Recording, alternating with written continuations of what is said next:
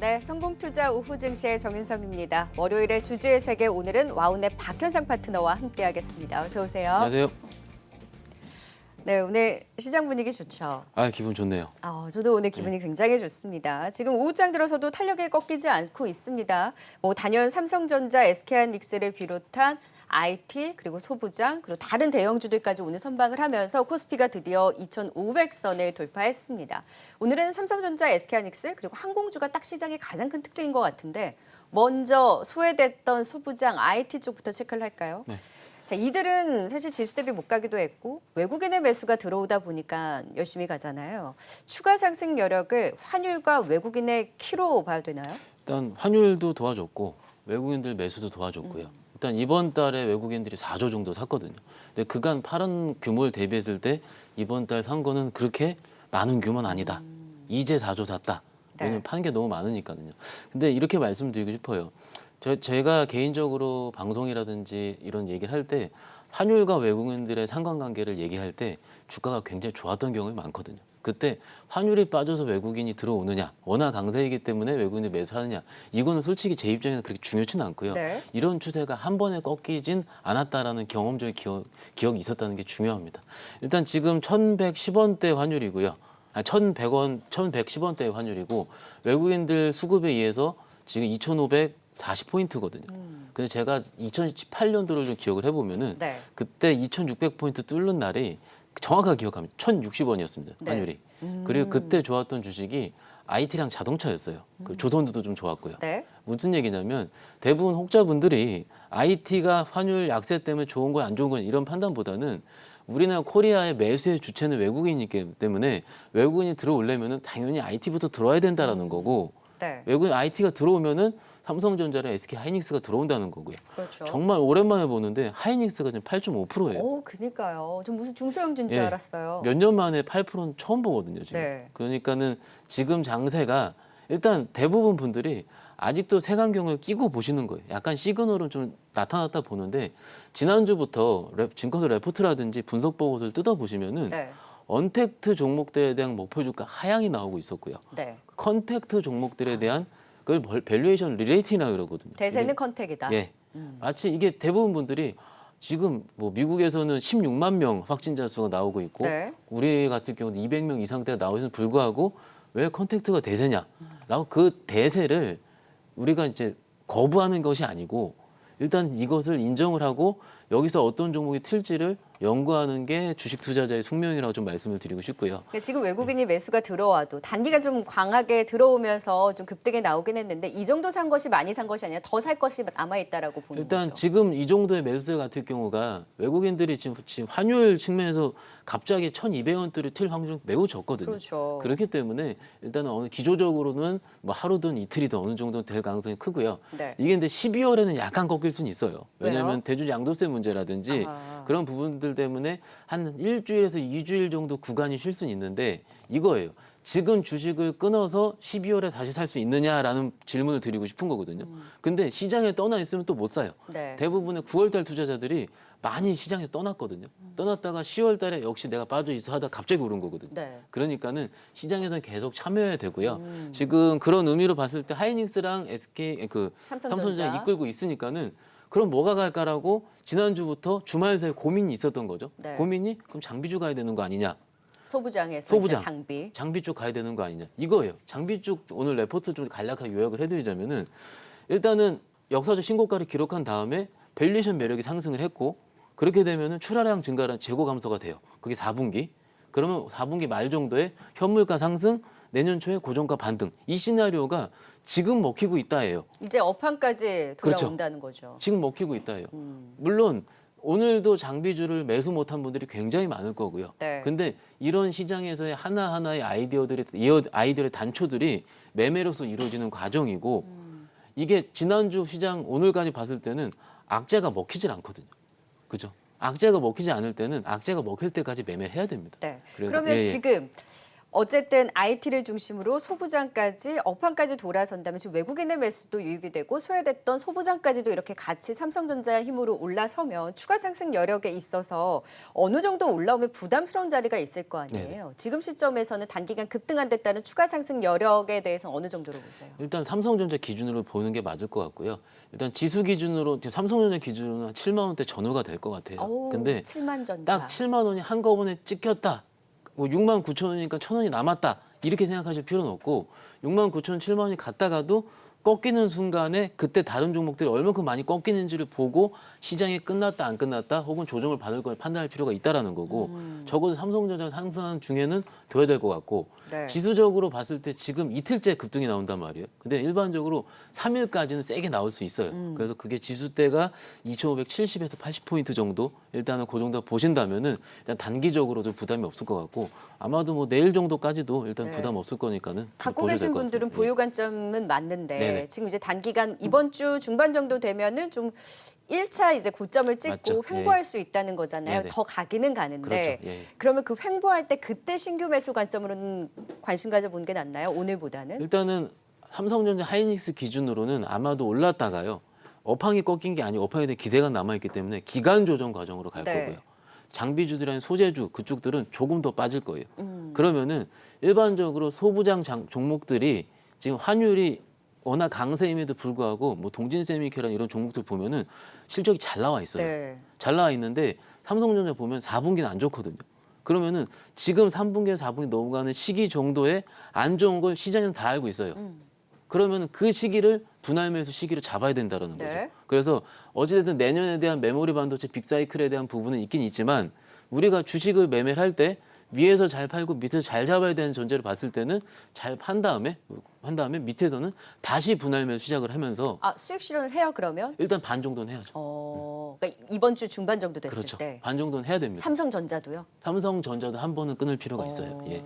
그리고 기간 조정 때 다시 다시 재매수를 밑에서. 예, 예. 타점을 찾아보고 소부장들은 기간 조정보다는 조금은 더 주가가 빠질 그렇죠. 수 있지만 그때를 또 기점으로 해서 매수 관점을 그때 지켜보자는 거죠. 지금보다는. 왜냐하면 지금 5G가 안 움직이는 이유도 4분기가 안 좋다는 거랑 똑같거든요. 그러니까 4분기가 환율 효과 때문에 지금은 환율 효과 때문에 안 좋을 게 네. 맞아요. 그러니까는 그 어느 정도는 주가가 지금 어느 정도 조금씩은 조정받을 틈을 이용해서 그때 좀 싸게 종목을 잡아보자. 이게 맞을 것 같습니다. 하지만 원화 광세와 외국인의 매수가 들어올 때 일단 최선호의 업종으로 IT는 맞나요? IT 맞고요. 네. 그 다음에는 자동차까지 추가시켜드릴 수 있습니다. 네, 그래서 좀 이런 분위기 속에서도 컨택의 대세고 이런 전반적인 외국인의 수급이 들어올 때 또 오르는 업종군에 네. 대한 체크도 해보도록 할게요. 일단 IT 소부장에 대해서는 정말 다른 분들의 소부장은 다 우선순위에 밀려 있었는데 유독 박현선 사장님께서 또 긍정적으로 봐주셨고 지금 신규 매수보다는 일단 좀 기간 조정이 나왔을 때 다시 한번 타점을 잡아보자. 그리고 잠시 후에 종목으로도 말씀 나눠보도록 하고요. 이런 전반적인 분위기 속에서 컨택트 오늘 사실 그동안 강했던 뭐 해운주나 이런 쪽은 좀 쉬지만 상대적으로 덜 올랐던 조선이라든지 또 증권주에서는 오르고 전기차는 또 화재 영향 때문에 리콜 소식이 있어서 좀 주춤합니다. 원화 강세 수혜주로 봤을 때 조선주도 거기에 포함이 되고 예. 자동차 그리고 오늘 강한 항공주도 그렇죠. 여기 포함이 되잖아요. 좀 강한 업종군도 체크를 해볼까요? 일단 조선업종 같은 경우는 최근에도 뭐 해운 업종이 더 강했을 뿐이지 조선업종이 약하진 않았어요. 네. 그 수주에 대한 부분도 계속 나왔었고 하지만 오늘 상승에 대한 효과는 RCB 협정이 있지 않습니까? 그 협정에 대한 부분이라든지 FTA라는 부분이 우리가 그 앞으로의 그 시장에 따라서 충분히 그런 실적에 대한 수혜를 이룰 수 있다는 기대감이 한꺼번에 반영이 되는 것 같고요. 그래서 그런 의미로 조금은 과한 상승이 있다라고 좀 말씀을 드리는데 과해요? 예, 약간 과합니다. 아. 현대미포가 9% 오르고 이런 거는 좀 과한데 어찌됐든 지금 추세가 아까 말씀드린 것처럼 컨택트 쪽으로 집중이 돼 있는 만큼 컨택트 같은 경우는 내년의 코로나 종식에 따른 부분을 계속 시장에서 반영을 한다라는 거거든요. 그렇기 때문에 과할 뿐 차익 실현에 대한 부분은 조금 천천히 하는 게 맞을 것 같고 네. 내년에도 충분히 조선업종도 갈만합니다. 그리고 증권업종 조금 더 말씀 좀 드리는데 이런 거예요. 증권업종 같은 경우는 아시다시피 개인 우리 동학개미 여러분들이 올해 증권업종을 잘 받쳐주셨어요. 주셨는데 오늘 이렇게 말씀을 드리는데 최근에 그렇게 안 좋아서 답답하다, 왜 답답해요라고 저한테 여쭤보셨던 업종 중에 제일 많은 게 오늘 얘기한 반도체 장비 소재였어요. 네. 소부장 쪽이었거든요. 근데 오늘 그 종목들이 지금 오르고 있잖아요. 네. 그러면은 우리 개인 투자자분들 계좌가 좀 풀릴 겁니다. 그렇죠. 예, 풀리면은 매매가 좀 이루어질 거고 그럼 증권주의 수혜인가요? 증권주의 수혜가 나옵니다. 소부장이 풀려야 그럼요. 개인 투자들의 잔고가 풀리고 당연하죠. 그러면서 증권주가 간다. 이건 당연한 거예요. 어떻게 보면. 네. 그리고 안 풀린 쪽이 지금 5G 남았고 5G까지 예. 풀려버리면 그러면 이제 또 올해의 3월부터 9월에 불장이 나올 수가 있다라는 거고 네. 증권사 입장에서는 좋죠. 근데 이게 어떻게 말씀드리냐면 경험적으로 증권주 같은 경우는 지수가 오를 때 제일 마지막에 올랐었다가 그 다음에 경험해 보면 지수가 마지막에 올랐다가 지수가 기간 조정을 벌일 때 네. 코스닥 제약바이오 업종이 세게 올랐었거든요. 그럼 코스닥 제약바이오 세게 올릴 때 그때 증권주가 더 강해져요. 그러면은 이게 지금 당장 11월 중순에서 12월 넘어가는 시기에는 약간 약할 수가 있더라도 12월 말부터는 당연히 내년 초에 대한 JP모건 헬스케어 컨퍼런스부터 시작하는 헬스케어에 대한 기대감도 증권주에 살아날 거예요. 네. 그러면은 지금 소부장 풀리고 12월 말에 그 개인 제주주 양도세 풀리면서 헬스케어 좋아지면은 증권주도 꽤 대세가 될 수도 있어요. 그래서 그거에 대한 부분을 오늘 좀 세게 선반영하는 것 같다라고 말씀 좀 드리는 거고. 키움증권도 실적이 어마어마하게 나왔거든요. 실적은 계속 좋을 겁니다. 네. 예, 예. 그렇기 때문에 증권주도 이럴 수는 있어요. 지수가 빠질 때 어쨌든 시장이 좋아질 거니까 그때를 기다리면서 분할 매수할 만한 업종으로도 충분히 할 만도 하다 이렇게 정리해 드릴 수 있습니다. 탑픽은 키움증권인가요? 키움증권이 제일 맞습니다. 예. 네. 자, 그런데 이제 조선주에 대해서는 오르는 방향은 맞으나 매력도에 대해서는 사실 그렇게 크게 안 보시나 봐요. 네, 일단 경험적으로 이제 조선주가 세게 가려면은 빅 사이클을 만나야 되는 부분인데 빅 사이클이 우리가 1990년도 그때 네. 기억했을 때는 그때 같은 경우는 한 10년 주기를 이뤘어요. 근데 지금 같은 경우는 수급에 대한 측면보다는 네. 어떻게 보면 경기에 대한 기대감이 좀 더 아. 크게 나오기 때문에 일단은 어느 정도는 시장 업사이드 추이 정도로만 네. 말씀드릴 수 그럼 있겠고요. 대형주 안에서의 매력도는 뭐가 가장 높아요? IT 다음으로? IT, 자동차 자동차. 그럼 조선보다는 자동차와 그렇죠. IT를 하는 것이 더 낫다라고 보시는 낮고 거예요? 그 다음에는 화학 정도. 화학까지. 화학이 딱 지금 주춤한데 지금이 좀 매수 기회가 될 수도 있겠네요. 제가 지지난주부터 말씀드린 뭐 롯데케미칼이라든지 금호석유 이런 쪽은 내년 이익 스프레드가 굉장히 좋습니다. 네. 그래서 그런 쪽 보신다면은 일단 화학 쪽에서 부담은 없을 것 같고요. 오늘 항공 이슈는 어떻게 보셨어요? 항공 이슈는 이게 아까 오늘부터 지난주부터 컨택트만 말씀을 드리는데 제가 올해 4월부터는 언택트만 말씀드렸었거든요. 네. 근데 한동안은 컨택트만 말씀을 드릴 것 같은데 오늘 이거예요. 너도 나도 다 상한가 가네요. 일단 대한항공 기준으로 제가 지지난주에 좀 말씀드릴 때 기억을 해보시면 대한항공 기준으로는 여객에 대한 부분은 코로나 이후에 살아날 텐데 항공 운임 자체가 좋아지게 될 거고 항공 운임이 좋아지는 것 같을 경우는 코로나 백신이 한몫을 할 것이다예요. 그러면 항공 운임에 대한 그 내년에 대한 영업의 추정치가 거의 8천억 수준이었거든요. 그러면 항공이 살아나는 중에 이미 대한항공은 싼 수준이었는데 그 수준에서 갑자기 이제 아시아나항공 인수에 대한 부분이 네. 갑작스럽게 호재로 작용을 한 거죠. 그러니까 지금 그 추후에 매매해야 될 업종은 충분히 맞습니다. 항공주가 맞는데 오늘은 조금 과하니까 네. 좀 과하니까 조금 눌릴 때 나눠 사시는 게 어떨까 이렇게 말씀드릴 수 있습니다. 나라면 이렇게 급등하는 날 사지는 않겠다. 급등하는 날 사면 좀 가격대로 부담이 있으니까 하지만 더 갈 것 같기는 하다. 더 갈 것 같긴 합니다. 예. 조정을 기다려서 사보자.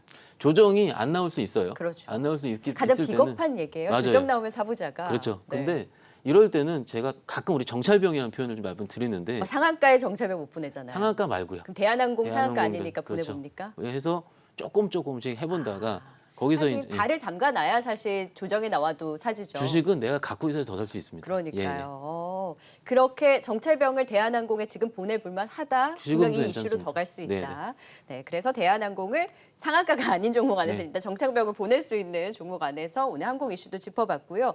이차전지는 뭐 당분간은 좀 투심이 악화될 수 있다. 화재에 대한 여파로 지금 다른 대형주 대비 또 먼저 올랐던 데 따른 쉬어감도 있는 것 같아요. 그러니까 지금 우리 투자자분들이 이거예요. 지금 2차 전지를 뭐 삼성 SDI라든지 LG화학 쉴 때 지금 담아야 되느냐가 가장 큰 화두거든요. 담게는 근데 또 뭔가 이슈가 뭐 이게 네. 뭐냐면은 일단은 이게 제가 최근에 어제 오늘 나온 보고를 종합을 해드리자면 큰 대세에 대한 줄기는 맞다예요. 그리고 어차피 이런 화재 사고 같은 경우는 지금 전기차이기 때문에 배터리 쪽 문제 때문에 나왔다라 할 수 있지만은 기존의 내연기관에서 계속 화재 사고 나오고 있었거든요. 그에 비하면은 2차 전지 보급률 확대에 대한 수혜는 계속될 수 있다는데 최근에 삼성, SDI에 대한 LG화학 주가들이 많이 올랐기 때문에 차익 실현에 대한 빌미로 작용할 수는 있다. 네. 그렇기 때문에 떨어질 때 저가 매수하자 이거예요. 종합을 해보자면.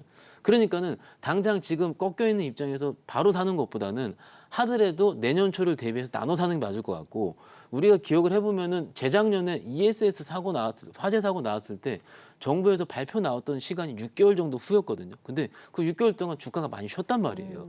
그거에 대한 우리도 경험적인 좀 약간의 그 기간 조정의 기억이 있기 때문에 쉽사리 매수에 덤비질 못하는 거예요. 지금 그래서 같은 다른 경우는. 쪽에서 지금 놀아야 된다는 거죠. 일단은 갖고 있다면은 굳이 위에서 못 팔았으면 지금 손절 칠 필요는 없긴 하겠지만은 네. 굳이 지금 저가 바로 매수. 저가 네. 매수를 하기에는 시간이 좀 걸릴 수 있다라는 게 맞을 것 같습니다. 예. 네, 그러면 시장의 전체적인 방향을 좀 정리를 해보면 네네. 대형주가 확실히 조금 더 강하잖아요. 근데 보면은 2,540까지 올라왔고 코스닥은 전고점이 900선이 아직 네. 좀 멀었어요. 네네. 여기는 돌팔렛을 이미 넘어갔고 그러면 대형주 안에서 지금 IT는 쉴 때 담아보자. 네. 그리고 화학과 자동차 업종을 중심으로 우리 한번 지켜보자라는 부분을 이야기해 주셨고 소부장도 기간 조정일 때 좀 담아보자라는 관점에서 본다면 대형주 쪽에서 이렇게 매매를 하는 게 나을까요? 코스닥의 키 맞추기를 조금 더 염두에 두면서 매매를 하는 포인트를 가져가는 게 낫나요? 일단 저는 바벨 전략이라고 그러죠. 대형주 일부와 조금 좀 또 비겁한가요? 비겁하긴 한데, 네. 근데 종목이 한쪽으로 쏠리면은 어려워요. 그래서 제가 아, 분산 투자해야죠. 분산 투자하는 게 맞고요. 일단 그런 의미로 네. 제가 저기 중간에 비겁하지 않은 종목 말씀드리도록 네. 하겠습니다. 덕산 네오록스 좀 가지고 와봤고요. 대형주와 또 네. 안에서 IT 쪽에서 지금 삼성전자 하이닉스가 조금 과하다고 생각하시는 분들 많이 있을 거예요. 왜냐하면 4분기 감익도 예상이 되는데 근데 감익이 예상되는 부분이 스마트폰에 대한 부진 부분 그리고 반도체도 내년 초부터 돌 것 같으니까는 반도체 사이클도 4분기엔 조금 좋지 않을 수 있다. 그러니까 3분기 삼성전자 실적이 12조 3천억 정도 나왔는데 4분기가 한 10조 정도 예상이 되는 이유가 감익에 대한 부분이었거든요. 네. 주가 안 갈 때 그거였는데 유일하게 증익이 예상되는 쪽이 디스플레이 쪽이에요. 그러면 우리가 오르지 않았었고 증익이 예상되는 쪽에서 OLED 쪽에 찾아보자라는 부분이고 그런 의미로 3분기 실적도 잘 나오고 내년도 부담이 없을 덕산 네오로스 좀 말씀드리고 싶은 거고요. 일단 덕산 네오로스 같은 경우는 OLED 소재 쪽의 부분 당연히 아실 텐데 지금까지 좀 밸류에이션 멀티플을 좀 조금밖에 줄 수밖에 없었던 이유가 스마트폰 부진에 대한 부분이었거든요. 근데 스마트폰 부진은 6개월 동안 나오질 않았어요. 오히려 잘 나왔고요.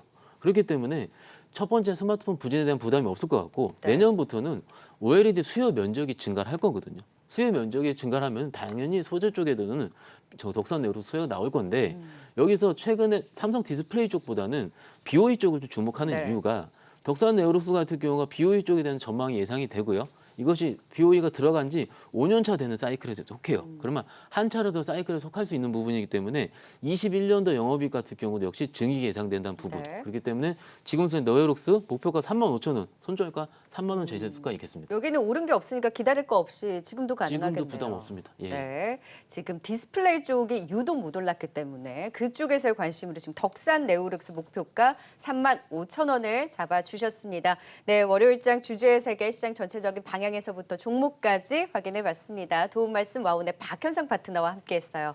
수고하셨어요. 감사합니다. 네.